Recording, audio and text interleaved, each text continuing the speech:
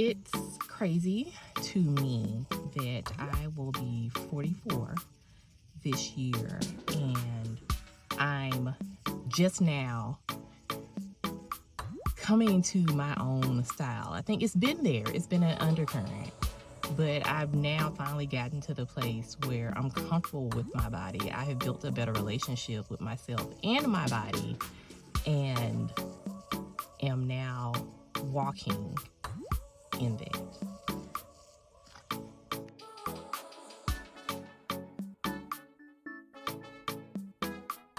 Hey everybody, PM Kester back with another episode of How to Take a Break. Thank you so much for watching. Thank you so much for continuing to tune in and support. As I promised you in the last video, my next couple of videos will examine relationships. Last year. Has it been that long? This has been the longest start to 2025 ever. Small commercial break there. The last episode, which was a week ago, we talked about relationships with money and building a better relationship with money. In this video, I'm going to talk about how I am building a better relationship with my body. This may have to be a two-part because I've already gotten a question for someone to be like, oh, are you going to talk about your perimenopause journey, which has been a whole nother level of loving my body? And I'm sure I'm going to talk about it a little bit in this video, but let me know if I just need to do a special part 2 just dedicated to perimenopause, because we got to start talking about this stuff, because our mamas and them didn't we get the good details. All right. But building a better relationship with my body, I'm looking at my notes.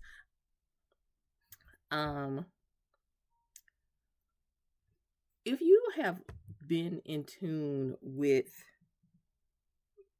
me, sorry, of course I got a phone call. If you have been following this content, I'm going to link a video before where I talk about how I was rushed to the hospital having stroke-like symptoms, and I was 36 years old. To me, that was the starting off point of paying attention to my body more, the signs, how I felt about me, and if I was listening to certain things in my body instead of listening to societal things. I'll explain more. But it started at age 36 when thinking I was invincible. It was crazy. I started almost like maybe, the beginning of the year, like I was running 5Ks, and by the end of the year, I was being rushed back into an emergency room. And the big takeaway for that is I learned a lesson in taking a break, and that actually started my journey to this podcast. But it also started this journey to learning everything I could about my body. And almost like for me, it was being more cognizant of signs that were showing up, because signs had been showing up that something was going to happen, but I was just not plugged in. I was not plugged into my body. I was not in tune with my body. And it got to almost a deadly nature. So what do I mean about that? I was having issues going up the stairs before my stroke. Like literally, I remember it so clear. I was going to see my friend on another floor, and I often took the back stairs to go see her instead of hopping on the elevator. And especially because I think it was something quick, like I was, dealing with all types of stuff. It was crazy stuff going on at work, and I would just shoot down the stairs and talk to her, and it got so hard, and it wasn't many flights of stairs. Look, I'm closing my eyes to remember. I think it was maybe 3 flights of stairs. Y'all, it was not a lot of flights of stairs.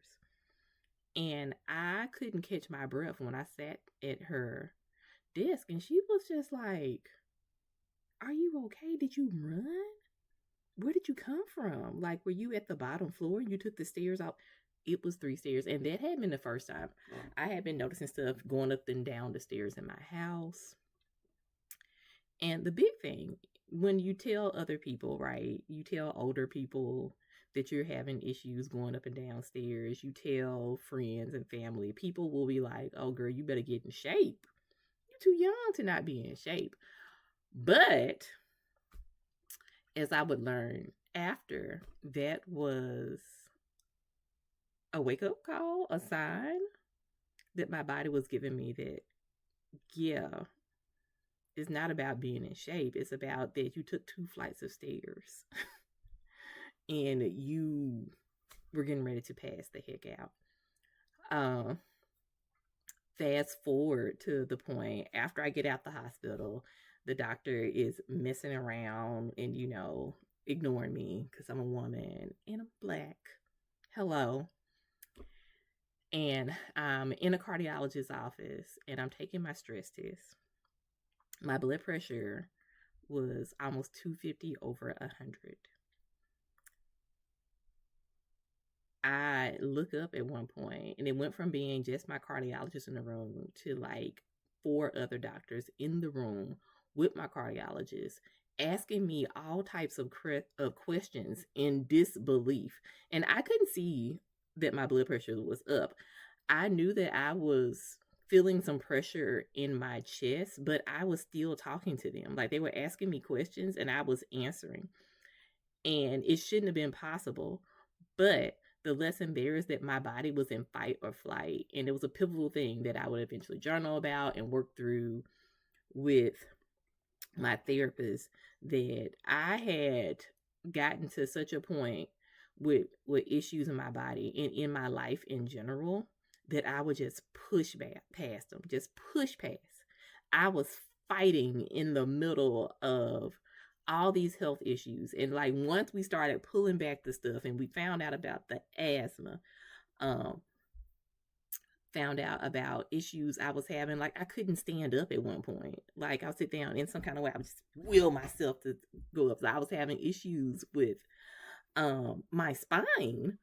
But instead of tapping into those things, I just pushed right on past them.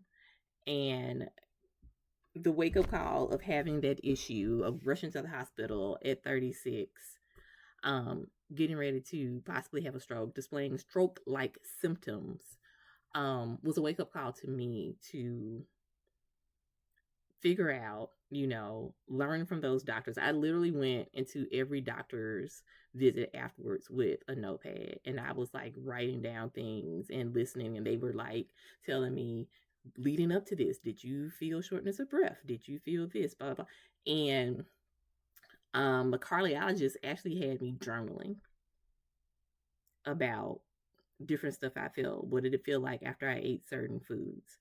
At that time, like I said, I was a runner. So taking my blood pressure like 4 times a day and after like all activities and noticing certain things, taking my blood pressure after I interacted with certain people. And so stuff like that, like learning about my body and journaling about it. So that's number one, how I built a better relationship with my body, because it caused me to slow down and really take stock of the different triggers in my body and what certain things and certain people, how they made me feel. So that's number one. I think with building a better relationship with your body is just like take a break to learn how your body feels with certain things and certain people. Notice it. Write down if it's positive or it's negative. For me, that health crisis made me do that. Please don't let that be that way for you, but I will say if you're noticing certain things health wise now, start writing, start Googling. Don't get crazy on the Google, but ask your doctor questions. And this lesson would actually come back and help me this past year as I was dealing with menopause.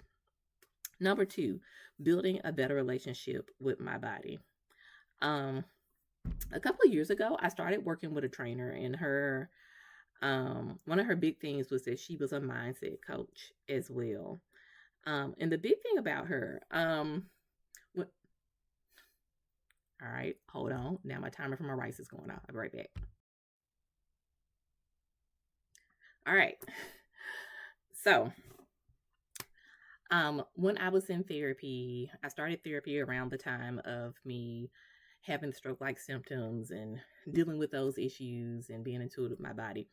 One of the things that therapy actually, I've never done a deep dive in therapy about my body issues regarding how I saw my body and saw myself. Um, which is kind of crazy because I feel like now I'm dealing with it more in my 40s. But I was definitely one of those people. I never considered myself beautiful when I was younger. And if I'm being honest, my family also didn't help with it. Like I was being told that you look like your father, and I know people didn't like my dad, and they didn't think he was a very handsome man. And so always being told that, or someone talking about um, how dark I was, or something like that. Um, it did give me quite an outlook on myself that I kind of buried getting older, but um, resurfaced for me probably right when I was 40 and dealing with, COVID and changes and anxiety and all that stuff from that. And I put on some weight during COVID, as I'm sure we all did. I gained 20 pounds during COVID and had started getting rid of some of the weight a little bit, but got to a point where I wasn't losing like the last bits of weight as I thought I should. And had a friend of mine who is a trainer. And I was thinking I was going to be out there like doing like Rocky Balboa sprints upstairs and stuff. But a lot of her training is nutritious, but also my nutrition, but also mindset therapy. And so I would say number two in developing a better relationship with your body is working on your mindset. So you may not have the money to get a mindset coach, but I would also say even reaching out to people, reaching out to like a trainer, Googling a mindset coach, or even seeing if your therapist under insurance covers it. What my friend did, of course, was to further teach me about my body in regards to some of the stuff that we kind of learned about in elementary school about the food pyramids and proteins and stuff like that. But just, I don't know, it just never dawned on me as an adult. So she helped me learn some of those lessons in the why of my body. But also her biggest thing was, well, how do you see your body? Excuse me. Because she was like, we could lose the weight or we could reach a goal, but it may not be, you may never look the way. If you're trying to get back to how you looked in college, you may never look like that. That was so long ago. Your body has changed. You have changed. So, how are you looking at your body? And that was game changing for me because, again, I told you I always thought that I was ugly. And so I remember I told her I had a goal of wearing like a crop top, but I was like, yeah, but I need to work out and get my abs together. And she was like, or you could just put on a crop top now. What's stopping you from putting on a crop top now? It's your body. Do you not love your body?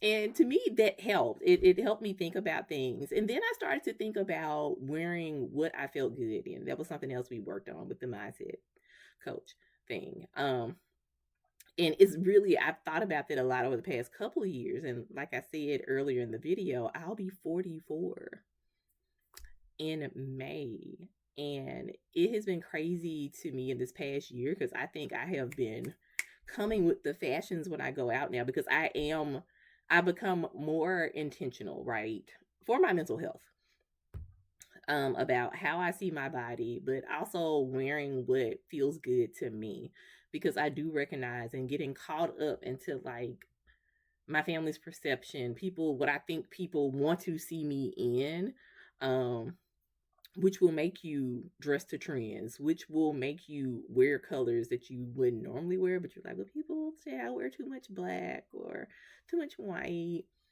Um, and I stopped it like a year ago. I was like, I'm just going to wear things that I like. And it has been crazy. I have literally been chased through airports because someone is like, I love your whole look. I love this dress. You are amazingly beautiful. To the point I'm just like looking around like, child, who are you talking to? Are you talking to me? And it's the mindset. It was a mindset shift in telling myself that, yeah, we got a little bit more around our middle, but guess what? We still fine because we know what clothes are comfortable. And if I like wearing black, I'm gonna wear black. I literally have a black and white Pinterest outfit board. I love it. I've been recreating stuff. I've been playing around with ties, different sweaters. So look, dressing a little androgynous sometimes, and but sexing it up a little bit. Like I have enjoyed coming into my own style wise that way, and I never would have been able to do that if I had not had the help mindset wise. And I will make a note to remember to link the person that I worked with as a mindset coach, because Tracy is amazing. And I think we also have like an interview we did on fitness and wellness, that hopefully will help someone as well. All right, this video is going longer than I thought it was, which is good. I hope I'm not rambling too much and that you're getting something out of this. All right, so ways I have built a better relationship with my body. Number one, learning all I could about my body and journaling about it. Number two, getting a mindset coach. And number three, building a better relationship with my body. The confidence challenge. Y'all, I will say, I think that there's definitely a correlation that I have done the confidence challenge over the past 2 years, for the past 2 years, and that I have come into my style because I think building up your confidence allows you to just really wear what you want to wear and not give a fuck about what anybody says because you look good to you, you feel good to you, and that changes everything. And so if you're confident about your body, and I'm always thinking about that, I'll see somebody outside and I'm just like, oh my God, your outfit looks good. I complimented someone the other day and I was like, your outfit looks good. I said, but your confidence wearing that outfit, girl, I want to be you. You are amazing. And I think that has helped me so much.